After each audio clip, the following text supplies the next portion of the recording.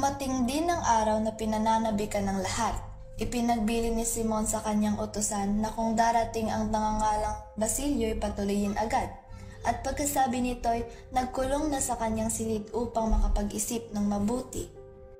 Nang dumating si Basilio, halos hindi ito nakilala ni Simon dahil sa laki ng ipinagbago ng binata. 4 na buwan na ang nakaraan mula nang ako'y himukin ninyo sa inyong balak, ngunit ako'y tumanggi. Nagkamali ako at marahil bilang kabayaran ay nabilanggo ako at kaya lamang nakalaya ay dahil sa inyo. Kayo'y may katwiran, kaya ako'y naparito upang humingi ng sandata at pasiklabin na ang himagsikan. Si Basilio ay isinama ni Simon sa kanyang laboratorio. Dooy ipinamalas niya ang isang lamparang di karaniwan ng pagkakagawa. Ang katawan nito'y waring isang granada na kasinlaki ng ulo ng tao at ang balat ay gintong nangitim at kamukhang-kamukha ng mga nakakakilabot na bungang kahoy. Inilabas ni Simon ng lampara at buong ingat na inalis ang bahaging may mitsa. Nalantad ang loob ng sisidlan. Yari sa asero ang baon na may 2 sentimetro at maaaring maglaman ng higit sa 2 litro. Pagkatapos, maingat na inilabas ni Simon sa isang aparador ang isang prasko at ipinakita sa binata ang formulang nakasulat sa labas. Nitroglycerina, dinamita.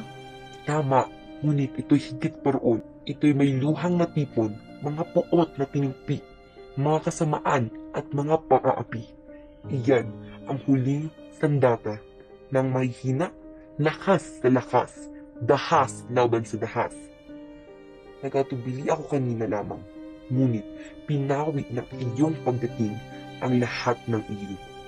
Sa pamamagitan nito, ang mga maniniid na lalong mapangani, ang mga mararahas, yaw sa mga gani na nagtatago sa likod ng Diyos at pamahalaan ay madudurog lahat.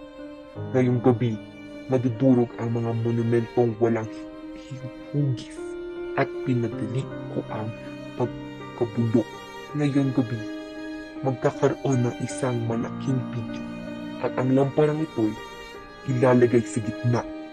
Papuntahin ninyo sila sa mga bodega ni Quiroga na pinagtaguan ko ng mga baril at punlo. Kumuha si Simon ng armas at iniabot kay Basilio. Hintayin niyo ako sa tapat ng simbahan ng San Sebastian sa ganap na ika-10 upang tumanggap ng aking huling tagubilin.